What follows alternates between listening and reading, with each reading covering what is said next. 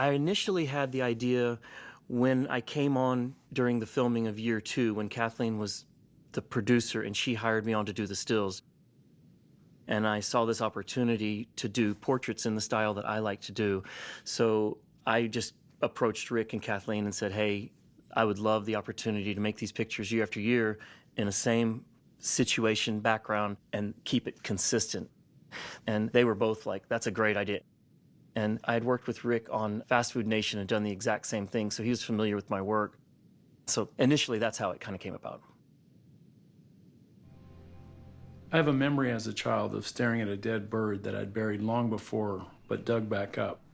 My mom had no idea what I was talking about when I asked her if all of Great-Grandpa was in heaven yet. I had observed the decaying process, the slow disappearance, and assumed it implied an equal, gradual reemergence in the hereafter. Years later, my mom told the story herself, and I began to think it wasn't even my memory, but something I originated in my mind based on her telling many years before.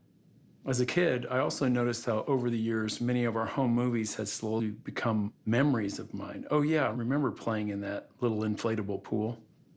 Not really, I wasn't even 2 years old. It was a home movie of my sisters and me, shot by my dad.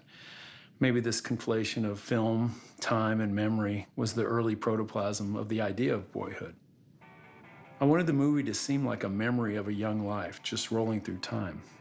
The best analogy of how memory works that I have ever read is that it's closer to a theatrical production than a movie or video. Instead of pushing the rewind and play button or watching that exact piece of film again, you're actually restaging the event in your mind based on your recollection of the last time you conjured that particular memory. Maybe over time, you've recast the parts a little or given it a slightly different setting. Inevitably, there might be a few new elements glommed onto it based on the circumstances of what else you were recalling from your last production of that particular memory. I find it a beautifully unnerving thought that this story in all of our heads, this narrative of our lives that we find ourselves cast in and playing until we can't any longer, is more imaginative than technically real. And like being pulled into a movie, we have no choice but to accept it as the only reality we know in the moment. So a movie of memories, but which ones exactly? With such a vast 12-year canvas spread out before us, the question was what exactly to fill it in with. There could be all the big events and firsts of a maturing person, but why were so many of those moments for me now residing in some dusty file with the label reading, yes, I remember, but kind of boring and not very original? And why were so many random, seemingly inconsequential moments having such extended long runs in my memory? Why could I still feel and see certain things from several decades before as if they were ever present? The looks on people's faces, the conversation, the exact lighting, tone, and energy of the day, good things, bad things, funny things, all there in the same place. That seemed like the right place to start. It would be personal, yet I knew it would transform into something else entirely via its interplay and collaboration with not only a contemporary setting, but also through the memories and experiences of my cast.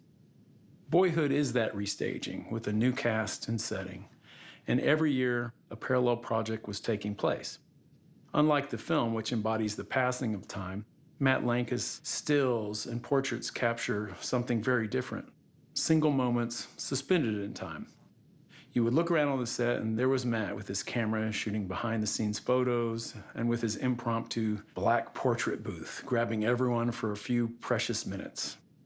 I've really been looking forward to the day all his work, this long-term photographic project, could be viewed as one collection.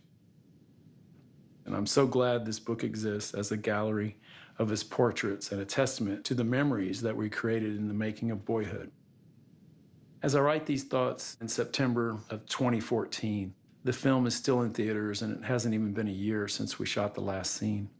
I'm not sure we've all even wrapped our heads around the fact that we're not shooting again this year. I wonder how it will feel 12 years from now when the movie has moved farther and farther from the present, when the Patricia, Ethan, Eller, and Lorelai on screen, even at the end of the movie, become depictions of much younger versions of themselves.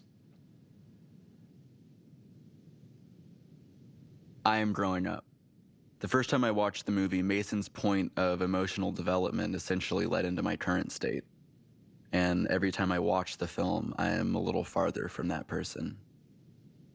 This film has always been a reflection of life and an outlet to explore my own emotional journey through this alternative universe. I've always played a character, as most people do, one who is very different from Mason. Almost all my life I've been building this character to stand in place of my uncertainty, but now I see that this character is just as fictional as Mason.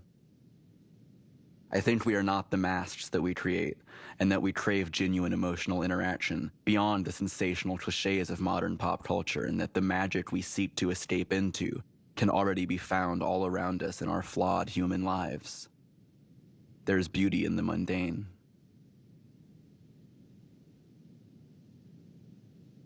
Richard Linklater called me out of nowhere. We'd met briefly a few years before at a film reception. I was a fan and told him so, and I think we may have even talked about my young son. He was already a father, and I was already a mother. I'd had my son at 20. My son and I grew up together. When Richard called me about the movie, my son was 12, and I'd lost both my parents. I'd watched my son's infancy and early years blur by. I'd married and divorced. I was dragging around the corpse of a failed marriage. I was mourning my mother. I was mourning my father. And with their deaths, I found some distance on the parenting mistakes I felt they'd made. By then, I'd made plenty of mistakes of my own to reflect on. By then, I'd missed them. I could no longer take them for granted. My mom said once she thought her personality started at the sink. Not literally, but I think she meant a part of her was invisible, as if her life was a series of actions of servitude. All right, listen up, guys. When Richard first told me about Boyhood, everything in my body said yes. When he told me about my character, Olivia's trajectory, it was strangely familiar. Both of our mothers had gone back to school. Both of our mothers had gone on to teach. My adolescence was full of memories of her buried in her bed surrounded by paperwork. In her time of dying, her house was full of people I'd never met. Strangers came to tell me how she had changed their lives, to thank her. A friend of hers said to me, "You die like you live." My mother, like 1,000 mothers, was largely taken for granted. The woman we all know, the invisible woman. My mother, the world's most horrible cook. My mother, who never wore makeup, who never taught me that being a woman was supposed to be about being beautiful. My mother, who carried the name Olivia, which is why when Rick asked me what my character's name should be, I chose that name. My mother, who made mistakes but loved us always. She learned so much, changed so much in my lifetime. She'd grapple with the Gordian knot of balancing her nurturing instincts and codependency. My mother, who died far too young. It was a privilege to take care of her while she was dying as she'd taken care of me, a debt I could never fully repay. If you are there for your kids and you love them, they may take care of you when you need them most. I guess that's true. You die like you live. My father told me once that with each child came a gift. He said with every one of us, he fell more in love with our mom. With another, he had a great spiritual growth. With another, a work opportunity. The powerful impact a loving father can have is significant. A father who cares and accepts who you are is a blessing. Rick told me Ethan Hawke would be playing my ex-husband. I'd always wanted to work with Ethan. He and Richard carefully crafted a character, a well-thought-through, crafted evolution. Again, Ethan's father and Richard's father had both gone into the insurance business, had both found happiness in a second marriage. Ethan had 12 years to go from a man who drove a GTO to a man wearing a cheap suit driving a minivan.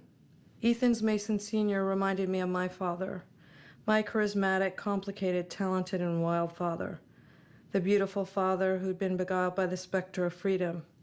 A man bisected, seeing the gifts and the privilege of being present for your kids and the great adventure that lay in wait just outside. Loving and needing his children for who they were, for his own growth. He seemed to want to be free and bound all at the same time. There is a trade-off. There is. Sometimes we find in adulthood that we are different than we thought we would be. This life will largely give you free choice. The master you choose to serve is up to you. If you're willing, it will also show you the woods to lose yourself in. Still, the woods can be a lonely place. If you're lucky enough and life is forgiving enough, it may also point you to the road back home. When Eller was little, he was not the obvious choice most directors would make. He was dreamy and had no interest in catering to what adults thought. He was an original thinker. He was creative. He was also at times quiet and an observer. We see this boy in our families and in our lives, but we seldom see this character in film. He grew into a powerful and graceful man. He became a wonderful collaborator. To see the man he became in the boy he was. Richard and Eller worked closely through the years. Rick never wanted Eller to have a first experience on film. When Eller told Rick he had a girlfriend, Rick knew it was time to add that into the story. He was always genuine on film and genuine in real life. It's one thing making a movie. It's another dealing with the oddity of the world critiquing you. Eller's moved through this process with maturity I could have never possessed at his age. Lorelei cast herself in the movie. Rick says when she learned there was a part of an older sister, she claimed the part. Rick incorporated Lorelei's inventive language, her mouth popping responses to her mother. Her character was pragmatic, a perfect foil for Mason Jr.'s dreaminess. She brought a no-nonsense, no bullshit element. Her Samantha was a born realist. She would question choices if she didn't believe them. Coming from a generation where girls were not really supposed to stand up for themselves, it's great to see our daughters can have some of what Samantha has. Lorelei was and is honest. I actually hate this assignment. It's further proof that I will no longer take the last flight to Austin. I will no longer meet Rick, Ethan, Lorelei, and Eller at a hotel for a late brainstorming rehearsal. I will no longer come to the set to see our beautiful crew, who I've come to know year after year. I will no longer see them right before they get married, or hug them after they get divorced. I will no longer see their bellies swell with babies. I won't get to run away from Matt with his camera while he tries to document this, or volley questions from Kathleen. I will no longer see these people I've come to care so much about every year. I'm very grateful to this movie, to this experience, which I can say was perfect. I never thought I would be part of something so human. I know I will never have another experience like this, to make a movie where it is more about the process than the product, where the life of every person you've met folds back in on itself and finds its way in small increments into the film. Most people never have a chance to work with a filmmaker so brave and intimate, to be part of a love letter to the middle class. I'm still sad it's over. I'm reminded of one of my favorite moments in the movie. It's at the end. It's a two-shot of Mason and Nicole, and he's just said, "It's always right now." And then with his gaze, he breaks the third wall. He smiles into the camera. This movie seems almost like a documentary. But in that moment, he invites the audience in, telling you, yes, this is your movie too. This is our movie. A movie about all of us. I guess I have no right to mourn this process ending, as it was never really mine alone to hold.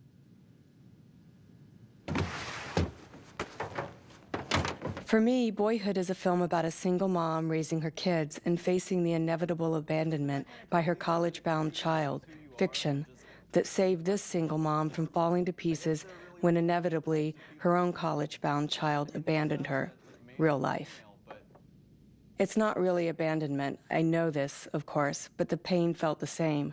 To lose your child is to lose a part of your very DNA. It doesn't matter if it's only to the other side of the country. Portland felt like it would be on my gravestone. I started working on Boyhood in its second year. My brother Matt, the one 3 years younger, the one I might have thought of as Tiger Kibble when we first met, came on with me as the set photographer.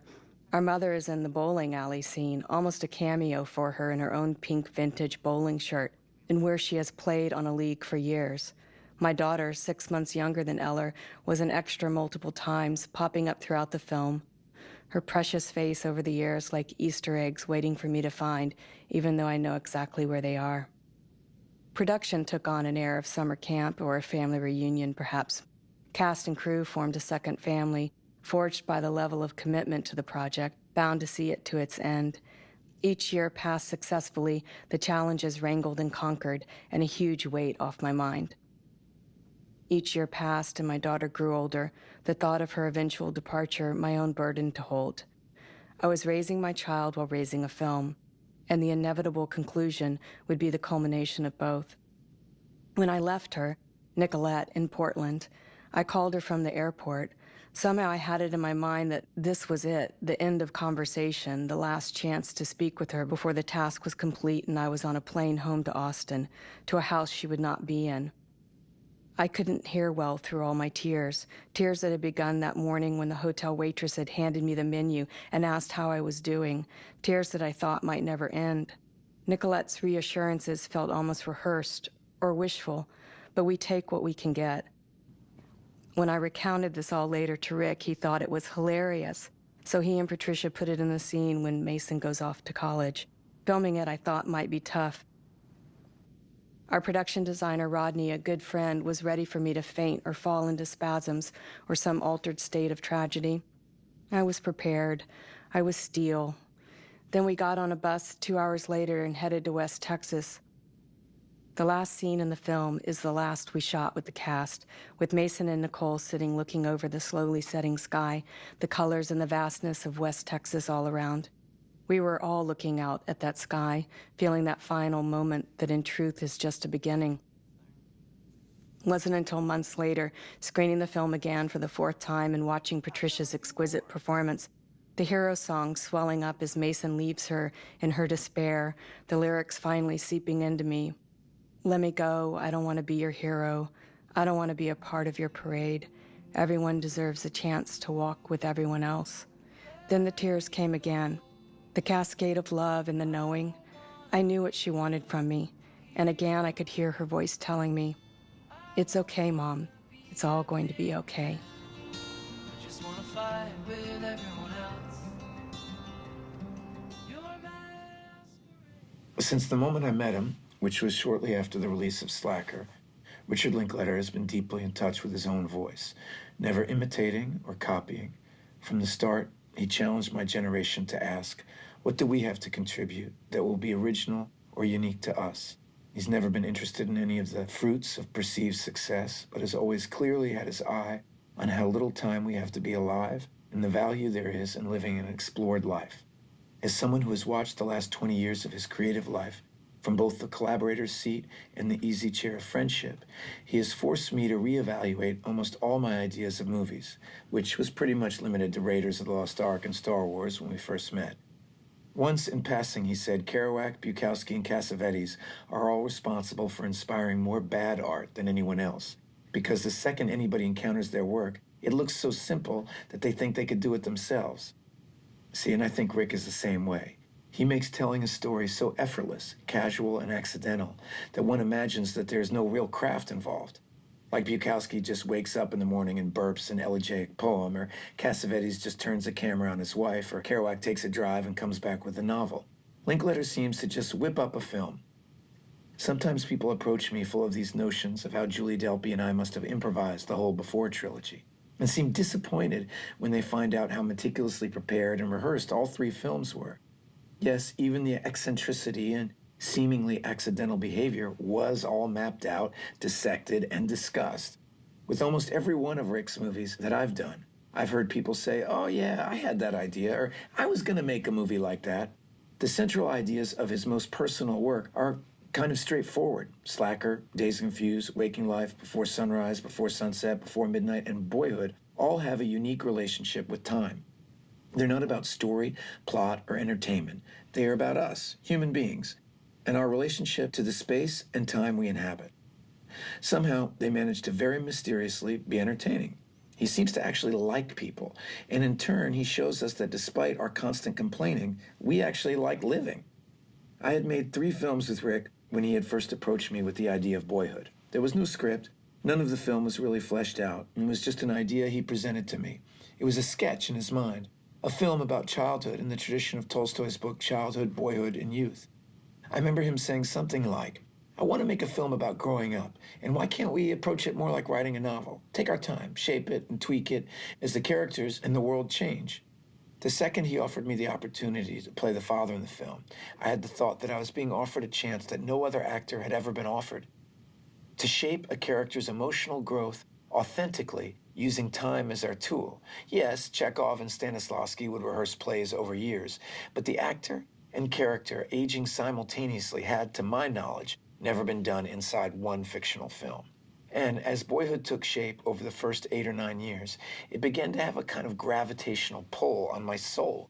I remember one year being so disappointed that I was told I was only going to appear via FaceTime. I loathed technology that day. I wanted to interact with my son. People often ask me, was it hard to carve out the time? But what they don't know is how much I began to long for a chance to continue to flesh out this character. Rick would tell me, well, Dad's just taking up less space in his kid's life. It stung like being a father does in real life.